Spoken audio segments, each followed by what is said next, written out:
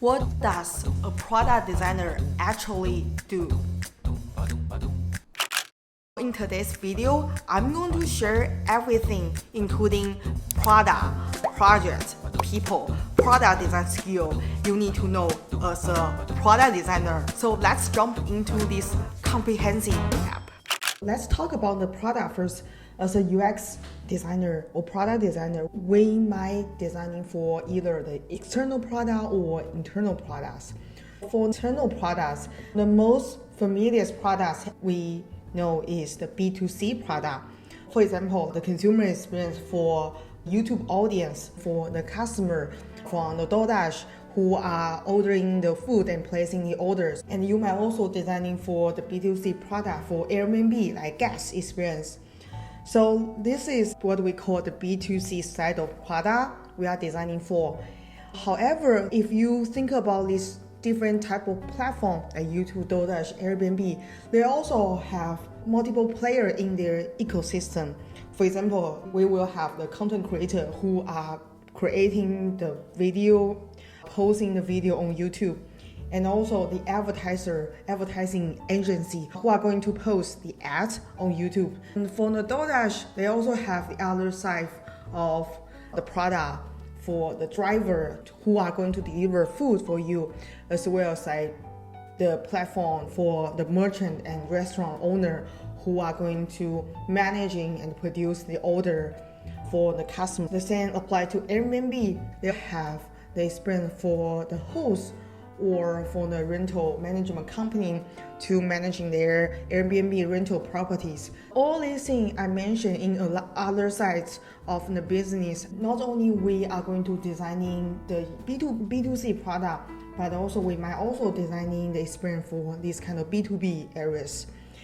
And there's another interesting part of the product we are going to design for is the internal product. You might find some job description, they were hiring some of the product designer for designing their internal product, especially if this is a larger company, they might hire someone who are focusing on building the internal tool.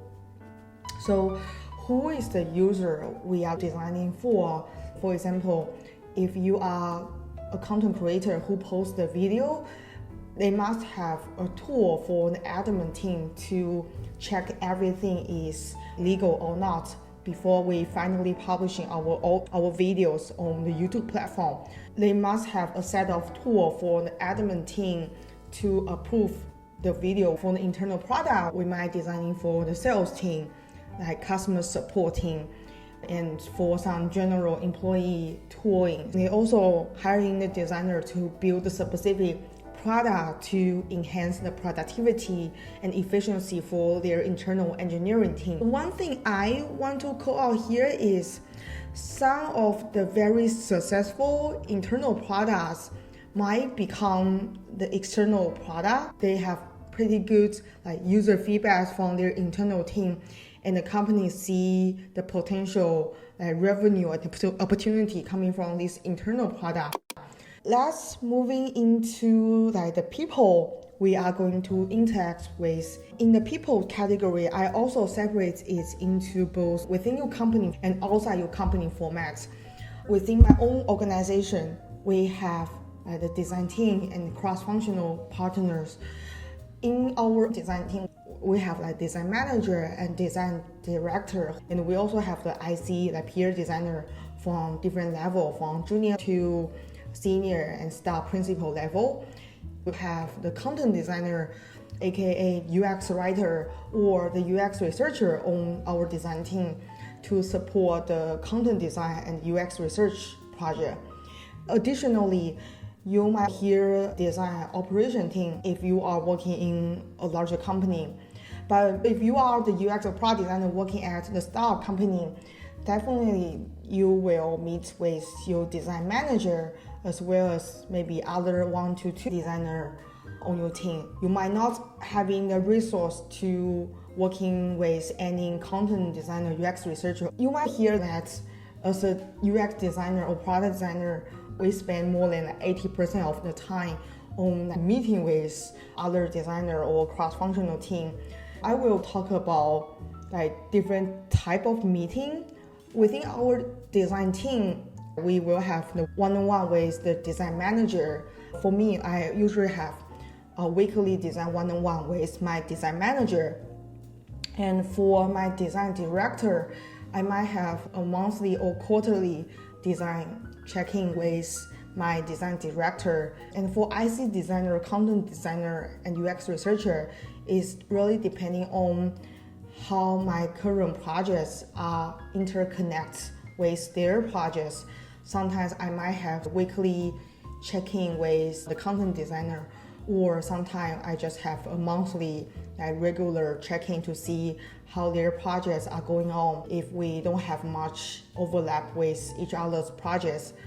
In terms of the group meeting, I have the stand up with my design manager and peer designer, so we are going to using the JRTT to go over like what kind of project we have been doing in the past week and what we are going to do in the upcoming week. We also have a design critique in a weekly basis. I think design critique is one of the most important meetings we have in the design team because it's a great time for us to share our knowledge about design, and it's a perfect time for us to share any type of design work in progress. We don't have to share something finished.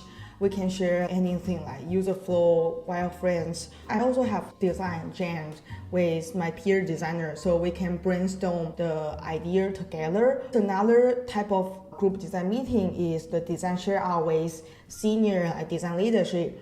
It is the time for us to get more visibility into our works. If you are working at very large design team, you might also have this kind of design all hands meeting in a quarterly basis where we will be sharing some of the latest design. Some of the design team also have this kind of design team hours where you are going to have some fun activities. As a product designer, we must work closely with the cross-functional team, which includes product manager, engineer, data scientists. For some larger company, we also have to work with the legal team to approve the design content before we ship to our customer.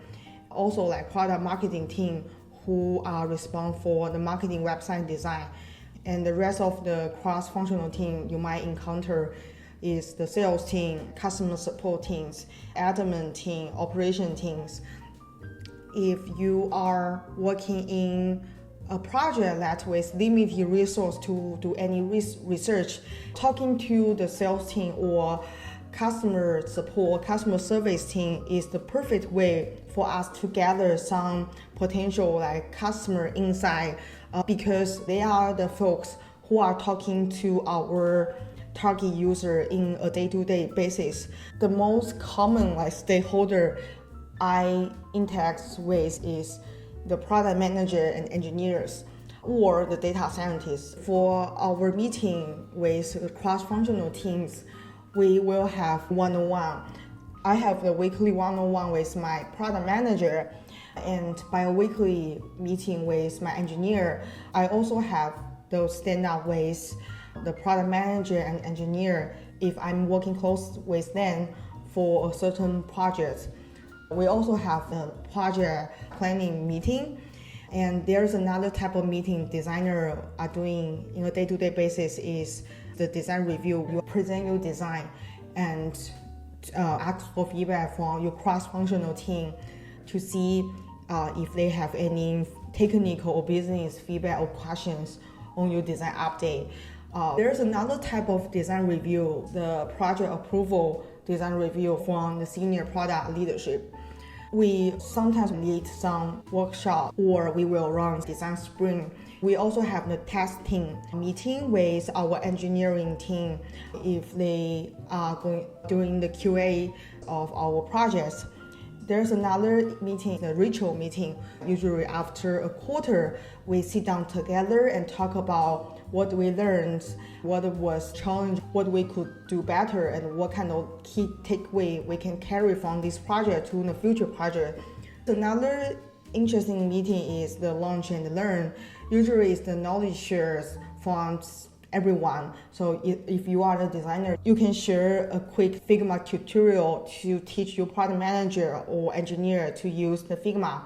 And from the product manager or engineering side, they might share something very technical for you to understand the product behind the scenes.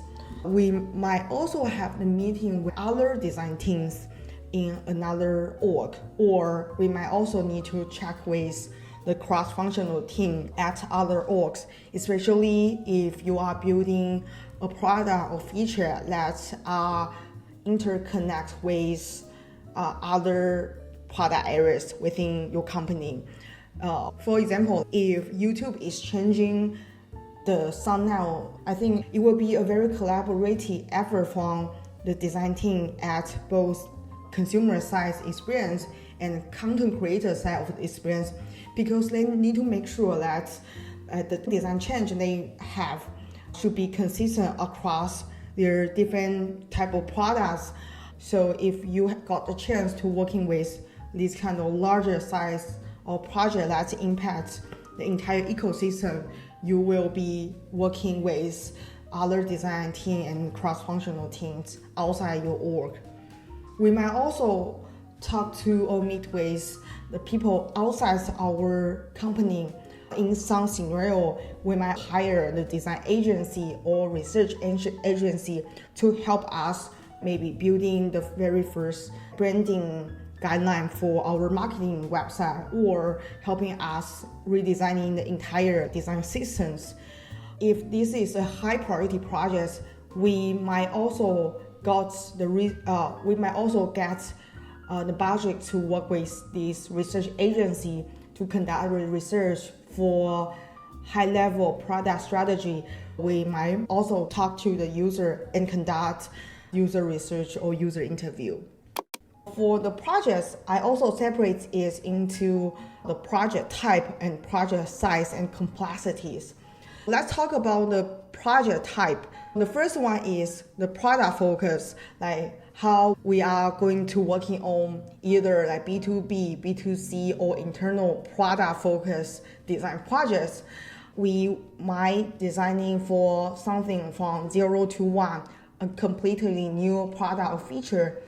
And we might also redesign the legacy tool, or we might do some enhancement for our existing feature or product, making some new update for the existing products. And the other product focus projects is not very common, is the marketing website or branding projects. I wear multiple hats as a designer. Moving down is another type of the projects we might encounter is the design system works. There's a specific designer position for hiring someone who are focusing on the design system projects. However, as a regular UX or product designer, we might also contribute to a new component or new design pattern in our existing company design system.